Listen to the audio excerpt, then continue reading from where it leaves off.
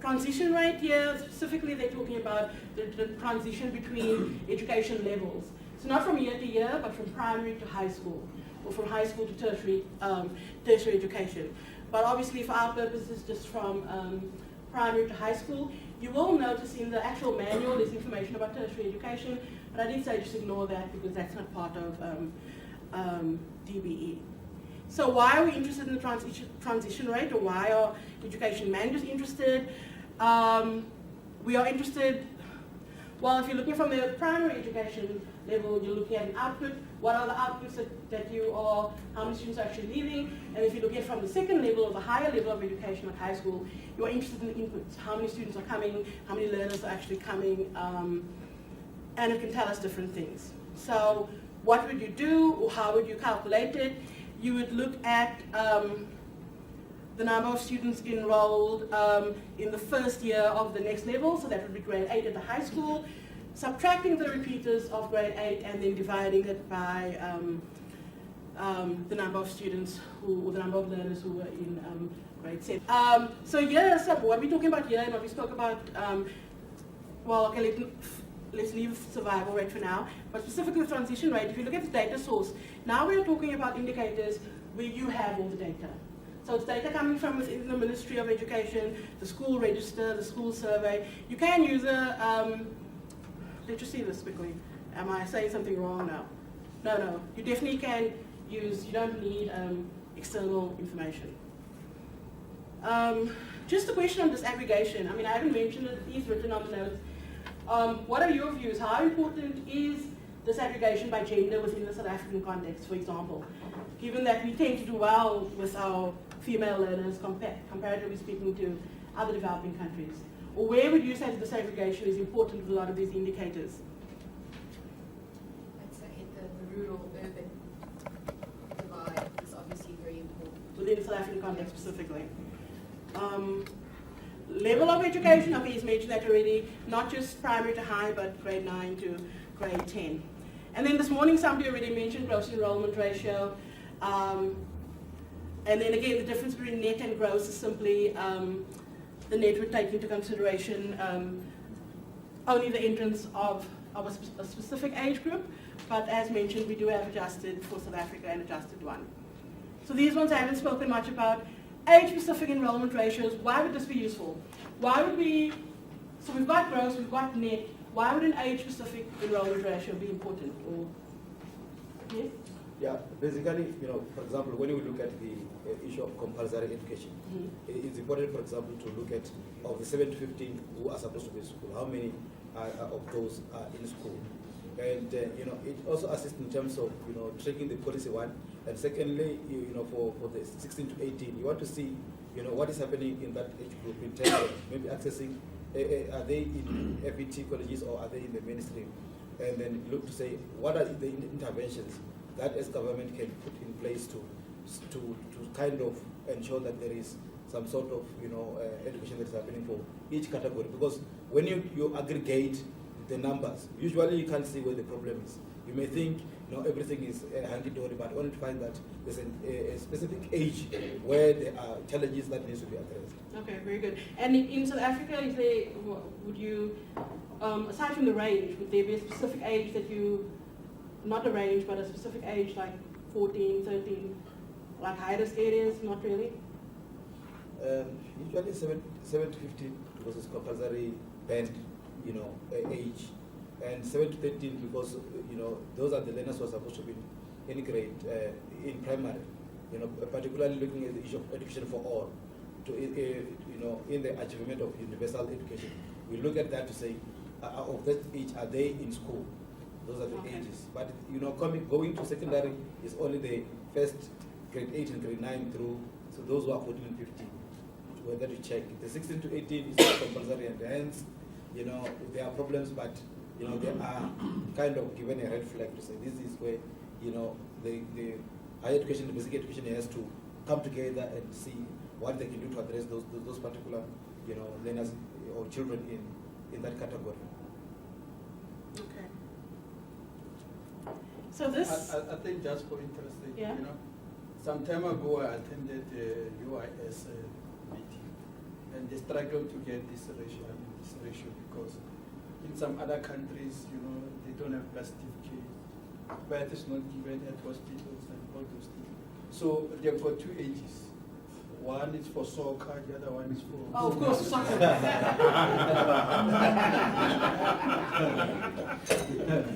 The one is for soccer and the other one's for grants. So, yeah, interesting.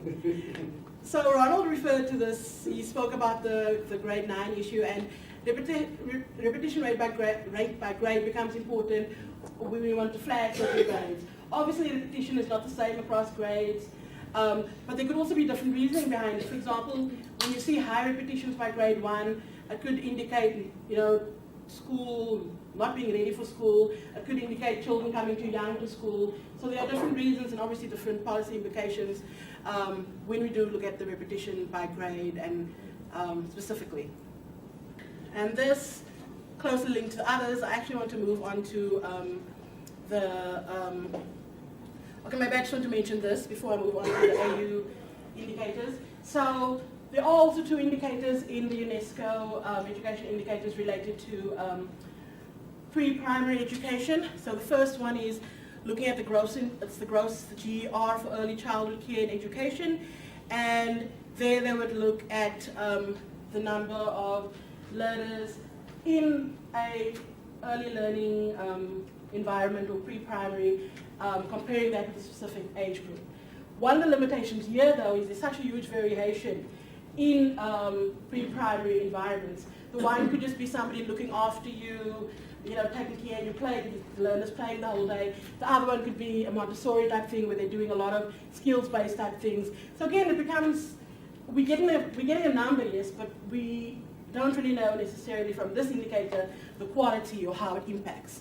And then they also compare new entrants to grade 1. How many of them had a grade R or a pre-primary experience? One of the limitations here is that they argue it could be overestimated because obviously those people or children who have access to grade R are going to have access to grade 1. So there's kind of like a, how do I put it? We're more interested in, I guess what we want to say is we're more interested in knowing those who weren't in a pre-primary environment or grade R, why weren't they? Like I said, you can read through this, but this is similar. What they're looking at here is they're comparing the minimum amount of years needed to finish schooling with the actual amount of years. So they're looking at internal efficiency of the school, but again, here they use that reconstructed cohort analysis, which Prof explained in detail, because again, not often that you have information for a specific cohort, for a specific group of learners for a very long time, or 12 years for the full school, or 7 for primary. So, like I said, I want to move through that because I want to get to the AU ones.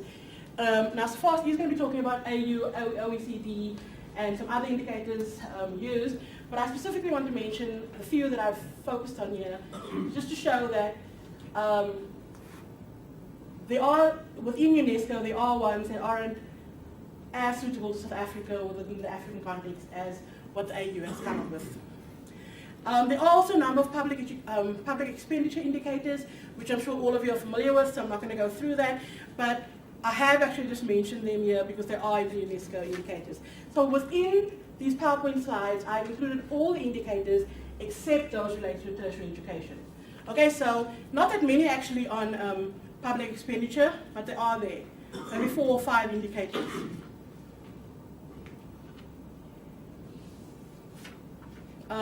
Percentage of private enrollment, important because we want to know how many of our learners are in private schools compared to public schools, looking at reasons behind that, etc. Again, the teaching staff in private educational institutions, reasons behind that.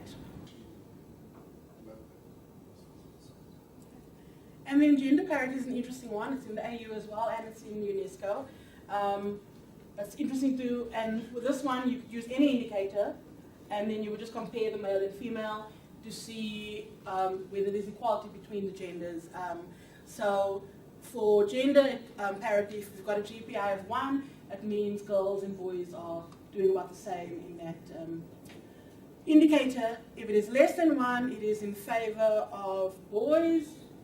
If it is more than 1, it is in favor of girls. This would obviously not apply to an indicator which we want to be closer to 0, like a dropout rate or etc. For me, this is particularly interesting because I'm interested in the performance of girls and boys and gender issues. And it's interesting also in that there seems to be a change happening where traditionally girls have outperformed boys in literacy, yes, but also now girls are performing in maths as well. So an interesting thing to maybe look at, which is why I've mentioned it there. So moving now on to, and I'll just mention there's only about 5 indicators that I'm talking about with the AU. So in preparation for this, aside from UNESCO, I had a look at this, and what I liked about this, and you have the electronic version of this as well, is the AU indicator manual. It's more reader friendly in the sense that the UNESCO indicators, black and white, very technical, feels like you're studying for a test. Whereas with the AU, it's like reading a magazine, very colorful. You know, I suppose those are all tricks that they use to engage you more in your reading. But definitely it seems more reader friendly, the AU manual on indicators. There is some overlap, but then there is also where they don't have the same things. So the AU indicator manual has a number of priority areas, and they have classified or grouped or organized indicators by these different categories. I'm specifically going to mention something about curriculum and learning materials, a bit of gender and culture, and I think the other one was teacher development, but very briefly. So one that is very important, I think within the South African context and Africa, and you don't see it in the UNESCO indicators, is the percentage of pupils being taught using an African language as a medium of instruction. Obviously very relevant for South Africa. And how do we calculate it? Just the number of learners being taught in the mother African tongues for a given level of education by the total enrollment in that year. I want to talk specifically about the limitations though. So the data required, we have that data, well, yes we do have the data. It definitely was available with the Vienna data, and I'm trying to remember it was in ANA as well? National school, at the annual survey. Okay, so we've got this, and we can just aggregate it again, and data source EMIS, as you know. So why this is important, or maybe I shouldn't say important, but it is a controversial issue, this language in your mother tongue, because parents kind of want both. On the one hand, they want the child to learn in the mother tongue.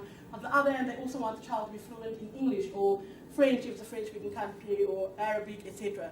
So you've got this controversy around it, but at the same time, research definitely shows that learners do better learning in their mother tongue. I mean, you can imagine for yourself if you had to do mathematics in French. That is obviously you do better. Limitations though, huge limitations, and again, these are the African Union indicators. So we're not just talking about South Africa, we're talking about Africa in general. There's a difference between policy and practice. Yes, the policy might say one thing, but we know that this is not necessarily happening in practice. Also very important with this, one of the limitations or the challenges with this indicator is it's not actually being observed. So it's on paper it's put that learners are learning in their mother tongue, but this is not actually, the indicator is not measured by observation. It is simply inferred from the number of pupils at a particular school who say they speak a certain language. This one's interesting, I think, because it's providing, this is actually kind of ironic in a way, because it's information that you are requesting from your own schools, and not everybody's returning it. So this is an important indicator as well within the African Union indicators. So you're dividing the number of schools who sent their census questionnaire for that year by the total number of schools registered. I don't know, anybody who deals with this information, do you have a figure in terms of, I'm assuming it's high, but I'm assuming it's not 100%. Yeah. I mean, I know it's not 100%. Okay, so one of the limitations is that obviously also on the ministry side that the list must be completed, and if the lists are regularly updated, you don't really know if everyone's being reached. But I don't think this this is the problem in South Africa. Another interesting one in the African Union, not in UNESCO, is the number of foreign teachers. And this one's interesting because it speaks about the demand and supply of teachers. So obviously if we have a problem with supply of teachers, then, or if we have a lot of foreign teachers, because we don't have enough of a supply. And I think it's kind of interesting that it's not in UNESCO as well, because there are kind of developed countries who have this problem, like London, a lot of foreign teachers in London, a lot of South African teachers there. So I'm not quite sure why it's not considered, or why UNESCO hasn't included it. Consider it a problem in London. Oh, they don't consider it a problem. So obviously if we have a number of foreign teachers, we need to look in recruiting more South African teachers. But I do think the government is doing that. There was a period of a lot of people, young people not wanting to study teaching, and now it seems to be changing again. I don't know the actual figures. Have we seen an increase, or is it in South African students studying teaching? There is an increase currently. Because basically, with the issue of Punzar Shaka, and then you find that most of the learners, when you find they are not going to school because of lack of funds. So when there's bursary, you find that they're getting encouraged, although teaching is not their first choice. They're just going there, so for the sake of getting, yes. So there is an increase currently. Okay, but I also remember, like from my own, when I first went to varsity, nobody in my age group, people of color, went to study teaching because that was the only option open to our parents before, teaching and nursing. But now it seems to be coming back. But it is a limitation for a lot of African countries that foreign teachers are often not distinguished from their local counterparts. So this one's interesting for policy implications. The percentage of teachers by age range, specifically interesting for the very young. Well, I actually can't imagine, do we have teachers less than 20 in South Africa? Not anymore. I know there used to be. Unfortunately, we do. We do still? We do have KwaZulu-Natal. In rural areas, some people have been appointed without having done anything beyond matric. So there are some problems there. But is that officially on record, or is that like government appointed? It's officially on first serve. Governing body. Okay. That's close enough to be. Yeah. Okay. So the two kind of extremes are important for policy, because if you have a lot of teachers, a high percentage in this, it means we've got a lot of teachers with little experience, little kind of foundational knowledge, and not foundational, but experiential knowledge. And on the other hand, if you've got a lot of teachers in this category, then we really need to do something about recruitment. So these two important. I don't know, anyone, what for the middle categories is the usefulness? It tells you what Martin has done some work on that, so maybe you should speak more about that. But we did recently study look at that, and there's a period in which a lot of teachers will be reaching retirement age. So that means that you have a period in which you will require additional teachers. So the old age structure, unfortunately, a far better way of getting this than from the survey is from Persol. From Persol, well, that's great. Just downloading from Persol and analyzing that is What I did want to mention, and this isn't necessarily a teaching issue, but actually across careers, from a psychological point of view, people in their early 30s tend to change careers often. You find maybe someone who was a teacher studying teaching, now they go and study psychology, or they do different. But I mean, that applies to a number of careers, not just teaching. The limitation, though, doesn't tell us about the quality, and I found this interesting, that they said that ministry, and this is obviously referring to the African Union, not just South Africa, they often collect the data, but it's not readily available. In South Africa, it is readily available, obviously. It's readily available, and on a year basis, not even in these categories. So it makes it much better. Okay, so very easy to do. And then the last two that I'm looking at is on the textbook side, mathematics and English or reading textbooks. Looking at the pupil textbook ratio, controversial, could be a controversial issue within the South African context. So looking at the availability of textbooks, core mathematics textbooks, compared to the ratio of pupils. And it's not, I know the Limpopo makes the news a lot, but even within the Western Cape, a I remember tutoring some students or learners in primary school, and I asked about the textbook, and they say they're not allowed to bring textbooks home because there's only a few that they share among the class. So pupil textbook ratio, obviously for the core work, for mathematics, important. But again, it doesn't take into account the variations in quality of textbooks, and that's not a South African problem. That can be anywhere, you know, an old, broken textbook, or where there's even relevance still, or physical condition. And then reading, they've got one for math and they've got one for reading. Obviously for the importance of literacy and the importance of basic numeracy. And so yeah, so that brings me to the end of this. I don't know if any of you, limitations with this, do you see limitations? Aside from what you already mentioned. Okay, I don't know if Herman or Mr. Fast wants to say anything. I've come to the end of mine, or just...